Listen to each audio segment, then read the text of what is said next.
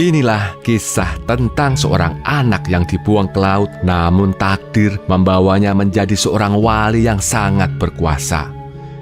Ia bahkan dijuluki sebagai Paus dari Jawa, gelar yang diberikan oleh bangsa Eropa untuk sosok wali songo paling berpengaruh di tanah Jawa, yakni Sunan Giri. Konon, restu dari Sunan Giri adalah syarat mutlak agar seorang raja di Nusantara dianggap sah secara spiritual. Masyarakat Jawa pun memandangnya sebagai waliullah yang penuh karomah. Bayangkan saja, saat wilayah Giri diserang pasukan Majapahit, penanya berubah menjadi keris yang berputar-putar mengejar para tentara. Namun di balik karomahnya yang melegenda tersimpan sosok guru yang penuh kasih.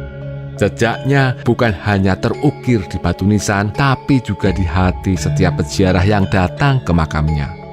Penasaran seperti apa suasana makam dan peninggalan Sunan Giri di Gresik saat ini?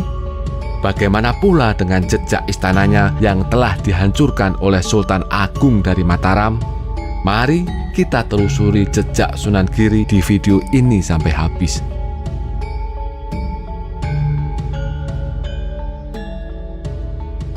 Assalamualaikum sedulur. Makam Sunan Giri terletak di sebuah bukit di Desa Giri, Kecamatan Kebomas, Gresik.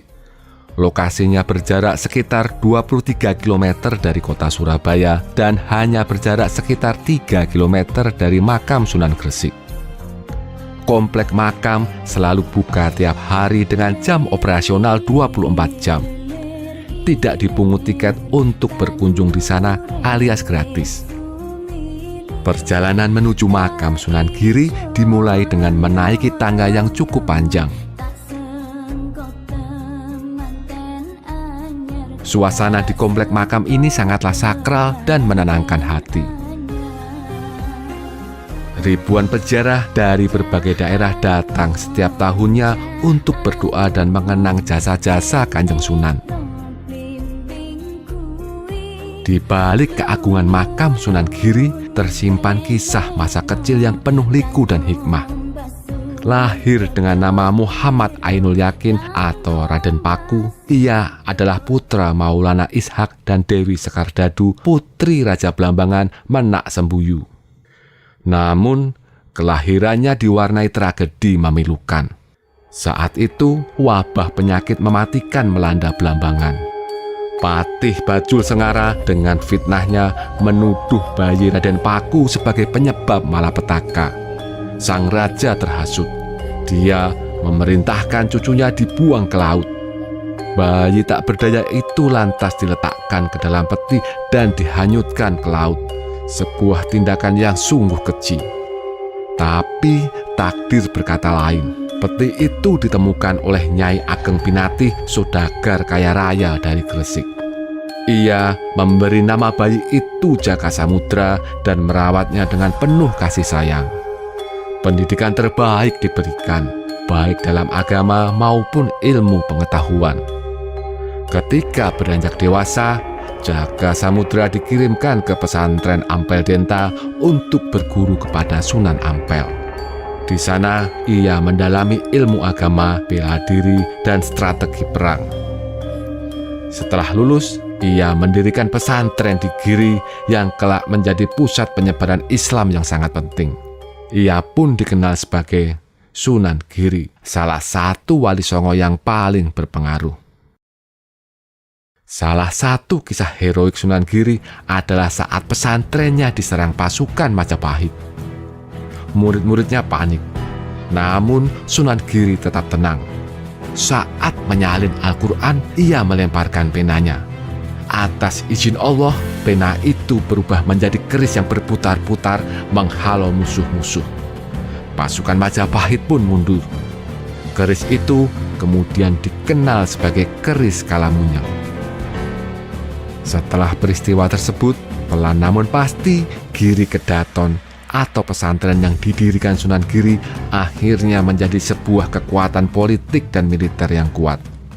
Jejak-jejak peninggalan Giri Kedaton masih bisa kita lihat hingga saat ini. Lokasinya hanya berjarak sekitar 500 meter dari makam Kanjeng Sunan.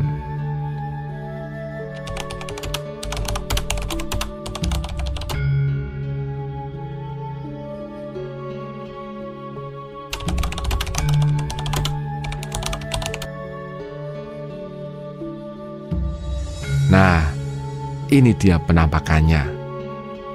Batu-batu ini adalah sisa-sisa dari kemegahan Giri Kedaton.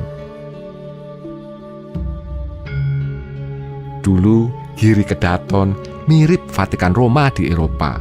Menyandang gelar Prabu Satmata, Sunan Giri menjadi guru suci tanah Jawa. Sejumlah pelaut Eropa bahkan menyebutnya sebagai Paus Van Jawa. Pengaruhnya tidak hanya sebatas di Jawa Timur, bahkan sampai ke Kalimantan, Sulawesi, hingga Ternate. Giri Kedaton banyak membantu kerajaan Demak menggeser Majapahit yang kala itu memang sudah rapuh. Dalam buku berjudul Sejarah Umat Islam karya Hamka, disebutkan bahwa Giri Kedaton adalah tempat pengukuhan sultan di tanah Jawa, mulai dari kerajaan Demak, Pajang, hingga Mataram.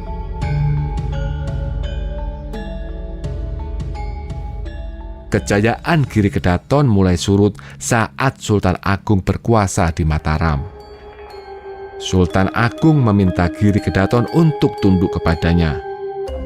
Namun, pada tahun 1600-an, Sunan Kawis Gua yang memimpin Giri Kedaton menolak.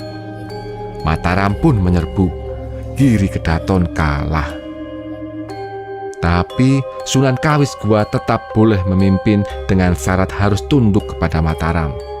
Sejak saat itu, wibawa Giri Kedaton pun pudar.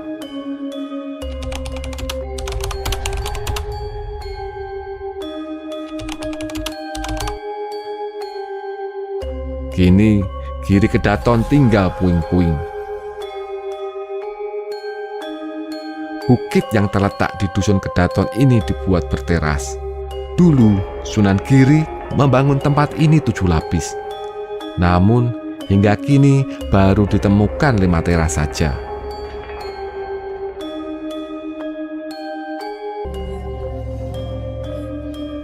Kisah Sunan Giri adalah bukti bahwa takdir bisa berputar.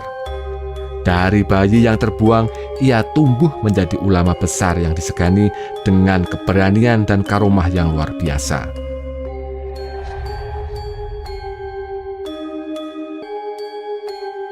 Terima kasih sudah menonton. Wassalamualaikum warahmatullahi wabarakatuh.